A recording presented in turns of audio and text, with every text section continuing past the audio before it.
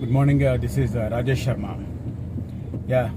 తిరుపతి వెళ్ళడం వల్ల ఒక 2 రోజులు వీడియోస్ పెట్టలేకపోయాను.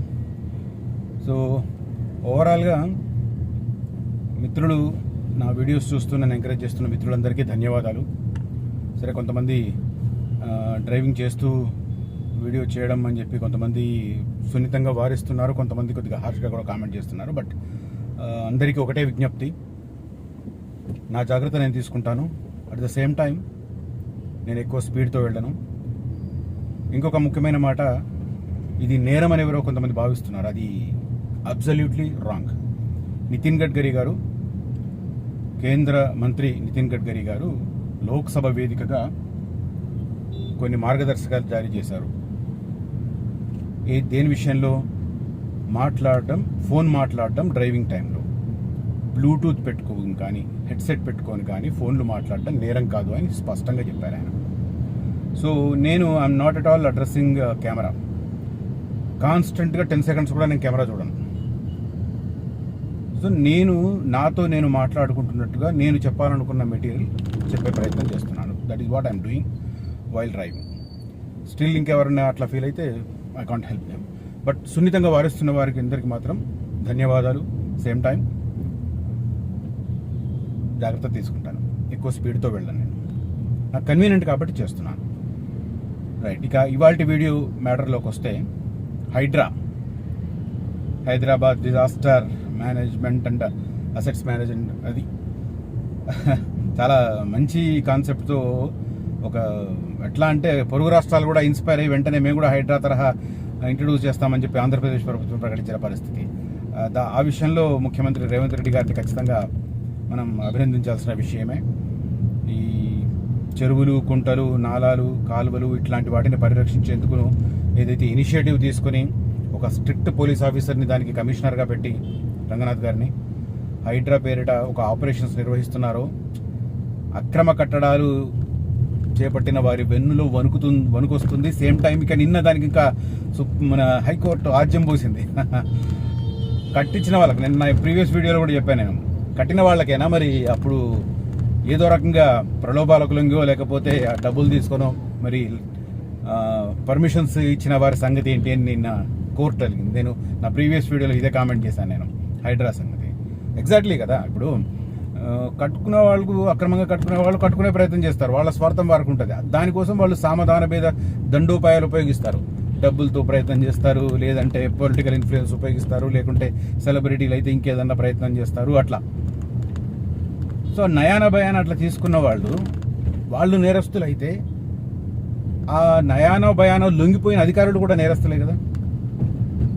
సో అది జరుగుతుంది. సో మొత్తం మీద ఒక సాహసోపేతమైన కార్యక్రమాన్ని రేవంత్ రెడ్డి గారు చేపట్టారు, సక్సెస్ఫుల్గా తీసుకెళ్తున్నారు. ప్రస్తుతానికి as of now he is strict in implementation of that guidelines, particularly with related to hydra. So ఇప్పుడు నాకు వీడియో చూస్తూ నన్ను అడుగుతున్న మిత్రులు, HYDRAA impact Hyderabad real estate పైన ఎలా ఉంటుంది, దానికి సంబంధించి నేను చెప్పబోతున్నాను ఈ వీడియోలో. సో మొత్తం చూడండి. సో ఇక హైడ్రాకు సంబంధించి హైకోర్టు డైరెక్షన్స్ చాలా క్లియర్గా ఇచ్చింది. సరే, ఇది ఓన్లీ మీ పొలిటికల్ అపోనెంట్స్కైనా లేకపోతే మీ పార్టీకి సంబంధించిన వారికి కూడా వర్తిస్తుందా, తర్వాత అనుమతులు ఇచ్చిన వాళ్ళ సంగతి ఏంటి, చాలా క్రూషియల్, చాలా ఇంపార్టెంట్ క్వశ్చన్స్ అందించింది గవర్నమెంట్కు. సో ఇప్పుడు గవర్నమెంట్ ఏం చెప్తుంది అంటే, ఫస్ట్ బిల్డింగ్ కొలాప్స్ చేసిందే కాంగ్రెస్ పార్టీకి చెందిన మాజీ కేంద్ర మంత్రి పల్లన్ రాజుకు సంబంధించిన సోదరుడికి సంబంధించిన బిల్డింగ్ కొనుగొట్టామని. సో ఈ లెక్కన తర్వాత దానం నాగేందర్ బీఆర్ఎస్ తరఫున గెలిచి కాంగ్రెస్లో చేరిన అతనికి సంబంధించిన ఇష్యూ కూడా అయ్యింది. ఆ తర్వాత నాగార్జున కావచ్చు, ఇట్లా చాలా మందికి వస్తున్నాయి. సో ఈ నేపథ్యంలోనే మరి ఇంకొన్ని ఇష్యూస్ కూడా తెర మీదకి వస్తున్నాయి. ఓవైసీకి సంబంధించి ముఖ్యంగా ఏ అధికార పార్టీ అధికారంలో ఉన్నా కూడా వాళ్ళకి పంచన చేరే ఎంఐఎం పార్టీ నాయకులకు సంబంధించి ఏంటి, ఆయన విద్యా సంస్థలు, ఆ సకలం చెరువు చాలా క్లియర్గా కనిపిస్తున్నాయి మనకు. 10 ఏళ్ల కింద సకలం చెరువు ఎలా ఉంది, ఇవాళ ఎలా ఉంది, FTL రేంజ్లోనే కట్టారు, క్లియర్గా కనిపిస్తుంది. మరి యాక్షన్ ఎందుకు తీసుకోవట్లేదంటే రంగనాథ్ గారి వాదన, విద్యార్థులు నష్టపోతారని చెప్తున్నారు. మరి అది ఎట్లా అర్థం చేసుకోవాలో, కొద్దిగా స్ట్రిక్ట్ ఆఫీసర్. మరి స్ట్రిక్ట్ ఆఫీసర్ అయినప్పుడు ఇమీడియట్గా వాళ్ళకు 15 days టైం ఇచ్చి మీరు వెకేట్ చేసుకొని, లేదంటే 1 month టైం ఇచ్చి మీరు వెకేట్ చేయండి, లేకపోతే కూలగొట్టేస్తాం అని అనొచ్చు. అది అనకుండా విద్యార్థులను దృష్టిలో పెట్టుకుంటున్నామంటే మరి మెల్లిగా అది అకాడమిక్ ఇయర్ దాకా సాగదీస్తారా ఓవైసీ విషయంలో? దాని అర్థం ఏంటి అని రంగనాథ్ గారే చెప్పాలి. ఇక సో ఆ విషయాన్ని పక్కన పెడితే హైడ్రా ఇంపాక్ట్ రియల్ ఎస్టేట్ మీద ఉంటుందా ఉండదా అంటే నేను చెప్తాను ఖచ్చితంగా ఉండదు. At the same time HYDRAA వల్ల ఎవరైతే రియల్ ఎస్టేట్లో పెట్టుబడులు పెట్టాలనుకుంటున్నవారో, లేదంటే ఒక ఇల్లు కొనుక్కొని సొంతంగా ఇల్లు కొనుక్కొని ఉంచుకుందాం అనుకుంటున్నవారో వాళ్ళు జాగ్రత్త పడతారు. పర్టికులర్గా ఎన్ని రోజులు ఆ కన్స్ట్రక్షన్ ఎక్కడుంది, ఎలా జరిగింది, FTLలో ఉందా లేకపోతే బఫర్ జోన్లో ఉందా, ఇవన్నీ పట్టించుకోకుండా పర్మిషన్స్ ఉన్నాయి చాలు తీసుకుంటున్నాం, HMDA పర్మిషనా, DTCP పర్మిషనా, లేకపోతే రెరా అప్రూవ్డ్ ఉందా, లేకపోతే సిటీలో కన్స్ట్రక్షన్ అయితే గ్రేటర్ హైదరాబాద్ పరిస్థితి ఏంటి, ఇవన్నీ చూసుకొని గ్రేటర్ మున్సిపాలిటీ పరిస్థితి ఏంటి, ఇవన్నీ చూసుకొని ఓకే రైట్ అన్ని అనుమతులు ఉన్నాయి, సో కొంటే ప్రాబ్లం లేదు అనుకొని కొనేవాళ్ళు ఇప్పటిదాకా. ఇప్పుడు హైడ్రా వల్ల ఇంకొక అడిషనల్ క్రాస్ చెక్ మొదలయ్యింది. ఇంతకాలం డాక్యుమెంట్స్ చూసుకోవడము, పర్మిషన్స్ చూసుకోవడము, లింక్ డాక్యుమెంట్లు, ఈసీ తీసుకోవడము, ఇవన్నీ చూసుకున్నాం. బట్ ఇప్పుడు ఇన్వెస్టర్ ఏం ఆలోచిస్తాడు, అడిషనల్గా అది FTL పరిధిలో ఉందా, అంటే చెరువులు, కుంటలు, నాలాల పరిధిలో ఏమన్నా ఉందా, వాటి పర్యావరణ పరిరక్షణకు ఉద్దేశించిన బఫర్ జోన్ల పరిమితిలో ఏమన్నా ఉందా, ఆ ఏరియాలో ఏమన్నా. ఇది కూడా ఇప్పుడు రియల్ ఎస్టేట్లో ఇన్వెస్టర్ చేసే పర్సన్స్ ఖచ్చితంగా క్రాస్ చెక్ చేసుకునే అడిషనల్ పాయింట్ పెరిగింది. ఇప్పటి వరకు ఫర్ ఎగ్జాంపుల్ ఒక 10 పాయింట్లను దృష్టిలో పెట్టుకుంటే వారికి అనుగుణంగా న్యాయపరంగా కావచ్చు, వారికి అనుగుణంగా కావచ్చు, ఒక 10 పాయింట్లను దృష్టిలో పెట్టుకుంటే ఇప్పుడు అడిషనల్గా 11వ పాయింట్ చేరింది. అదే FTL పరిధిలో ఉందా, బఫర్ జోన్ పరిధిలో ఉందా అన్నది క్రాస్ చెక్ చేసుకుని ఆ తర్వాత ఇన్వెస్ట్ చేస్తారు. సో ఏమవుతుంది ప్రాసెస్ రియల్ ఎస్టేట్ పైన అంటే స్లో డౌన్ అవ్వచ్చు, కానీ స్లో అంటే నిర్ణయం తీసుకోవడంలో జాప్యం. ఒక వెంచర్ కానీ, ఒక ప్రాపర్టీ కానీ, ఒక అపార్ట్మెంట్లో ఫ్లాట్ కానీ చూస్తారు. చూసిన తర్వాత అది తీసుకుందామా వద్దా అని అనుకున్నప్పుడు సంబంధిత డాక్యుమెంట్లు తీసుకోవడం, డాక్యుమెంట్లు తీసుకున్న తర్వాత ఆ పర్మిషన్స్ అన్ని క్రాస్ చెక్ చేసుకొని అప్పుడు మళ్ళీ గ్రౌండ్ లెవెల్లో క్లియర్ కట్గా ఇరిగేషన్ వాళ్ళతో అవసరమైతే ఇరిగేషన్, లేదా హైడ్రా లాంటి మెకానిజం అవసరమైతే వాళ్ళతో, లేకపోతే ప్రస్తుతానికి హైడ్రా సలహాలు అందించే స్థాయిలో లేదు, ఓన్లీ యాక్షన్ ప్లాన్తోనే ముందుకెళ్తుంది. సో అది పక్కన పెడితే, సో ఓవరాల్గా మనం క్లియర్ కట్గా చూసుకోవచ్చు. ఇప్పుడు అడిషనల్గా ఇంకొక పాయింట్, దీనివల్ల రియల్ ఎస్టేట్లో నిర్ణయం తీసుకోవడంలో ఇంకొద్దిగా జాప్యం జరగవచ్చు. ఎందుకంటే కొంతమంది కన్ఫ్యూజ్ చేస్తారు, FTL పరిధిలో లేదు, బఫర్ జోన్ పరిధిలో లేదు అంటారు. కానీ క్రాస్ చెక్ చేసుకుంటారు ఇన్వెస్టర్. ఎందుకంటే ఇప్పుడు నాకు వస్తున్న ఎంక్వైరీస్ చాలా ట్రాన్స్పరెంట్గా with proof, with paper proof అన్ని ఎవ్రీథింగ్ చెప్తున్నా కూడా ఇంకా ఏదో ఎక్కడో సందేహం డబ్బులకు సంబంధించి. అఫ్ కోర్స్ ఉండాలి ఖచ్చితంగా, ప్రతి పైసా గుండు బాస్ చెప్పినట్టుగా, అఫ్కోర్స్ నేను కూడా గుండు బాస్ వాళ్ళ కిరణ్ లలితా జ్యువెలర్స్ అతను చెప్పినట్టుగా డబ్బులు ఊరికే రావన్నట్టు, ఎవరికి డబ్బులు ఊరికే రావు. అలాంటప్పుడు దాన్ని ఖర్చు పెట్టే పరిస్థితుల్లో కూడా చాలా జాగ్రత్తగా ఉండాల్సిందే. కాబట్టి రియల్ ఎస్టేట్లో ఇన్వెస్ట్ చేసేవారు ఇంకా ఎక్కువ జాగ్రత్తగా ఉండాలి. అనుమతులు, వాటికి సంబంధించి ఏరియాసు, కన్వీనియన్స్, రోడ్ ఫెసిలిటీ ఇవన్నీ చూసుకుంటూనే ఇప్పుడు అడిషనల్గా FTL అండ్ బఫర్ జోన్లో కూడా ఉందా లేదా అని చూసుకుని రేపొద్దున నష్టం లేకుండా జాగ్రత్త పడడం అనేది మోస్ట్ ఇంపార్టెంట్ థింగ్. సో నా అభిప్రాయం ఏమిటంటే హైడ్రా యాక్షన్ ప్లాన్ అనేది ఇన్వెస్టర్లకు, అదే రకంగా కొనుగోలుదారులకు అప్రమత్తం చేయడానికి ఉపయోగపడుతుంది, ఇంకా అడిషనల్గా జాగ్రత్త పడడానికి ఉపయోగపడుతుంది తప్ప దాని ఇంపాక్ట్ నెగిటివ్గా ఉంటుందని అనుకోను. ఎందుకంటే చాలా మటుకు రియల్ ఎస్టేట్ సంస్థలు జాగ్రత్త పడుతున్నాయి.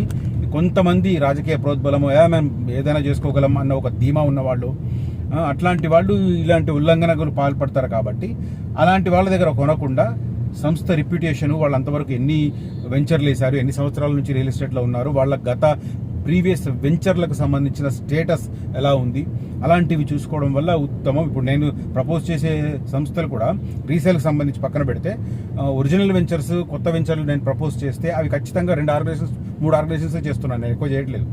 వాటికి సంబంధించి పూర్వాపరాలు, వాళ్ళు ఎన్ని సంవత్సరాల నుంచి రియల్ ఎస్టేట్ సంస్థలతో ఉన్నారు, వెంచర్లు వేస్తున్నారు, వారి వెంచర్లకు సంబంధించి గతంలో ఇచ్చిన కమిట్మెంట్లు పూర్తి చేశారా, మెయింటెనెన్స్ ఎలా ఉంది, 3 ఏళ్ల తర్వాత ఎలా ఉంది, 5 ఏళ్ల తర్వాత ఎలా ఉంది, అవన్నీ చూసుకున్న తర్వాతనే నేను చెప్తున్న ప్రపోజల్స్ ఉంటాయి. సేమ్ టైం మీరు ఎప్పటికల్లా అక్కడ ఇల్లు కట్టుకోవాలి అన్న మీకు ఆలోచన ఉంటే దానికి అనుగుణంగా నేను టైలర్ మేడ్గా నేను ప్రపోజ్ చెప్తున్నాను. నేను ఏదైనా మీకు వెంచర్ సజెస్ట్ చేశానంటే ఖచ్చితంగా అది వాస్తవానికి 90%, నాకు తెలియదు ఏదైనా మిస్ అవుతుండొచ్చు తప్ప ఉద్దేశపూర్వకంగా చిన్న పాయింట్ కూడా మిస్ చేయను, 90% టైలర్ మేడ్ వెంచర్స్ని నేను మీకు సజెస్ట్ చేస్తాను. Okay, that is what I want to tell you with regard to HYDRAA impact. నా ఉద్దేశంలో పాజిటివ్గానే ఉంటుంది. కొద్దిగా భయాందోళనలు వ్యక్తమవుతుండొచ్చు, పాత వెంచర్లకు సంబంధించి ఇబ్బందులకరంగా ఉండొచ్చు. కానీ ఇప్పుడు కొత్త వెంచర్లు కొత్తగా కొనుగోలు చేస్తున్న వారు మాత్రం అడిషనల్గా ఒక పాయింట్ను చెక్ చేసుకొని తద్వారా ఒక మంచి నిర్ణయం తీసుకుంటారు. కాబట్టి వారి పెట్టుబడులకు మరింత రక్షణ ఏర్పడడానికి ఇప్పుడు హైడ్రా యాక్షన్ ప్లాన్ ఒక అడిషనల్ పాయింట్ను కూడా యాడ్ చేసింది. కాబట్టి ఇది పాజిటివ్ ఇంపాక్టే ఉంటుందని నా అభిప్రాయం. కాకపోతే ఇన్వెస్టర్ కావచ్చు, కొనుగోలుదారు కావచ్చు, ఇవన్నీ క్రాస్ చెక్ చేసుకోవడానికి ఇంకొద్దిగా టైం వెచ్చించే అవకాశం ఉంది. ఆ డెసిజన్ మేకింగ్లో కొంత జాప్యం జరిగే అవకాశాలు ఉన్నాయి. ఎందుకంటే వారు అన్ని చెక్ చేసుకోవాలి. కొన్నిసార్లు ఆ వెంచర్లు వేసిన వాళ్ళు కానీ, ఆ కన్స్ట్రక్షన్స్ టేకప్ చేసిన వాళ్ళు కానీ అన్ని డాక్యుమెంట్స్ని వెంటనే ప్రొవైడ్ చేయకపోవచ్చు. అట్లాంటి సందర్భాలలో కొంత డిలే అవ్వచ్చు. సేమ్ టైం వీళ్ళు కూడా క్రాస్ చెక్ చేసుకోవాలి. కాబట్టి ఆ సంబంధిత సంస్థల దగ్గరికి వెళ్ళడము, లేకపోతే మాలాంటి కొద్దిగా తెలిసిన వాళ్ళని అడగడము ఏదో ప్రయత్నం చేస్తుంటారు. కాబట్టి తద్వారా మరింత జాగ్రత్త పడడానికి స్కోప్ ఉంటుంది. హైడ్రా నా దృష్టిలో ఇన్వెస్టర్లను, అదే రకంగా కొనుగోలుదారులను మరింత అప్రమత్తం చేసింది, మరింత అలర్ట్ చేసిందనే నా అభిప్రాయం. జస్ట్ డెసిజన్ మేకింగ్లో స్లో డౌన్ అవ్వడానికి మాత్రం ఈ హైడ్రా యాక్షన్ ప్లాన్ కారణమయ్యే అవకాశం కనిపిస్తుంది. That is what my observation with regard to Hydra Action Plan and its impact on Hyderabad real estate. If you like my analysis and if you like this video, please share among your circles and do like this video. If you want to suggest me anything, please comment. But I sincerely request, please మనుషులు మాట్లాడుకునే భాష మాట్లాడుకుందాం దయచేసి. నేను మనిషినే, ఎక్కడైనా పొరపాటు దొరకవచ్చు, suggest చేయండి. I will definitely appreciate your suggestions and I will definitely take those points into my consideration and I will definitely try to implement in my next videos. Thank you for watching this video and signing off, Rajesh Sharma.